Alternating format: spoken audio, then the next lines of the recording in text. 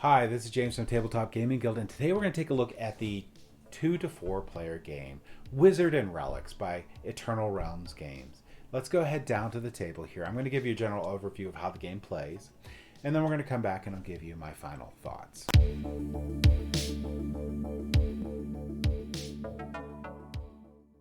Okay, so this is Wizards and Relics. In Wizards and Relics, you're going to start out the game by separating each of the wizards out into 3 different piles of rarity, and each of the items in 3 different piles of rarity. You're going to be placing your modifier cards out, your player aids, you'll give 1 to each player, which is going to show you a couple things here I'll show you in a second, and your shrines. So the 3 different rarity levels in the game are going to be common, which is going to have this little dot down here, superb, which is going to have this triangle, and glorious, which will have this star. Now, if you have promo cards, they're going to have the swirl on the bottom, and those are all glorious. So what you're going to do is you're going to then flip each of these 4 piles over, or each of these 3 piles of each of the types, sorry, and you're going to shuffle them. After you shuffle them, you're going to take 3 glorious cards.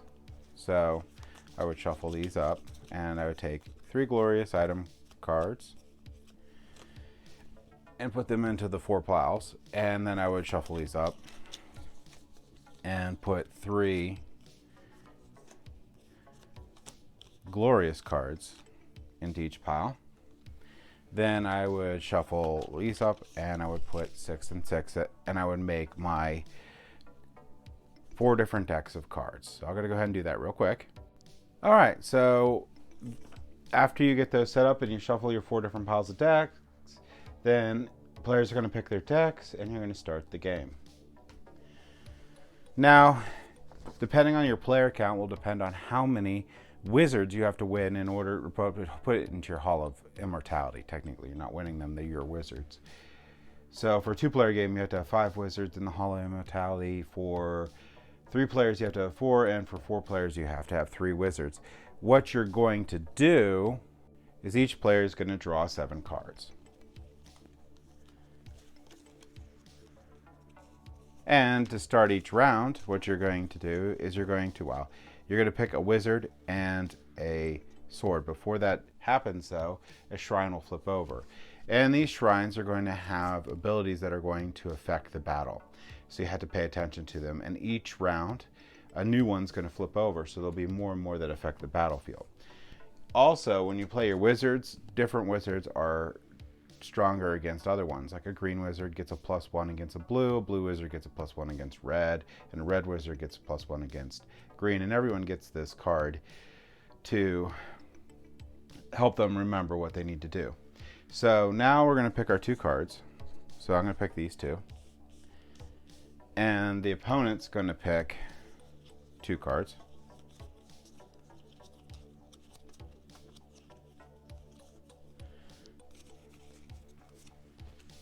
And we will simultaneously flip them. Now these are both red wizards. You would look at your chart and see if any of them got bonuses, but since they're the same, they don't. Now, glorious wizards will have text on here, so they have abilities. So this one says discard a card, +1 card per card you discard this round. So you could discard a bunch of cards to power him up. If you don't do anything at all, and this just ends, you're going to take whatever modifiers you had and add the values. So if you had a modifier, you would add that, plus this, and the person with the highest number wins. When the person wins, they will be able to put their wizard in the Hall of Immortality.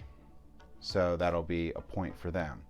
They then can either draw a single card from their deck or steal the relic that the other player played and put it into their hand. Once that's resolved, whatever's left will go into the discard pile. Oh, and the person who lost the round will be able to draw 2 cards instead of 1. After that's done, you will now pick a new wizard and a new item and set them down and reveal. But again, you have to reveal a new shrine every round first, and those will affect the battle. Now, this is just going to be going until the person reaches the number of wizards required to win the game, and then that person wins. There's a couple things to keep in mind also in the game. If in the event of a tie, you'll set the wizards aside and you'll duel again, and that winner will get their wizards in the Hall of Immortality, so you keep continuing until the ties are completed. If you're low on cards, as soon as you have 0 cards in your hand, you will actually just draw up 7 cards, minus the number of wizards you have in the Hall of Immortality. So I have 1, I would draw 6 if I ran out of cards. If I have no wizards or relics in my hand, I would discard my entire hand and draw 7 cards, minus the number of wizards I have in the Hall of Immortality. And simply, if your deck ever runs out, you'll take your discard pile and you'll shuffle it up, and that'll make your new deck. So in a nutshell, that is going to be how you're going to play wizards and relics. Let's go ahead back up to the table here and I'll give you my final thoughts. So I really, really love this game. I love the artwork on the game. I love the gameplay on the game. I love the simplicity in explaining the rules to the game. And I love all the strategy that comes out, especially when you get more and more shrines out there.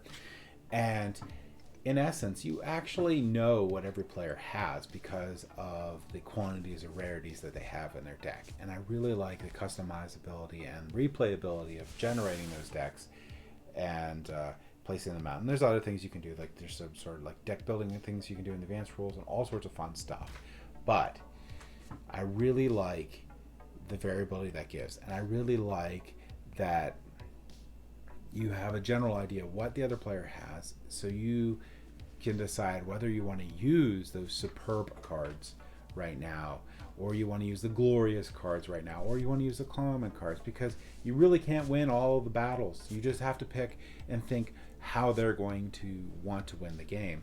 Are they going to go out and try to win really quickly because of what they got in their hand, or are they going to try to do the long game, and then you try to adjust your strategy on that and know when to burn a lot of your cards to win that duel or when not to. So there's a lot of strategy in the game, and there's a lot of different things that happen in the game, and there's a lot of replayability in the game. And I love all the abilities that the glorious cards can have or get in the game. So overall, I highly recommend Wizards and Relics. It's a great, easy to teach, fun, family weight game. Thank you for watching.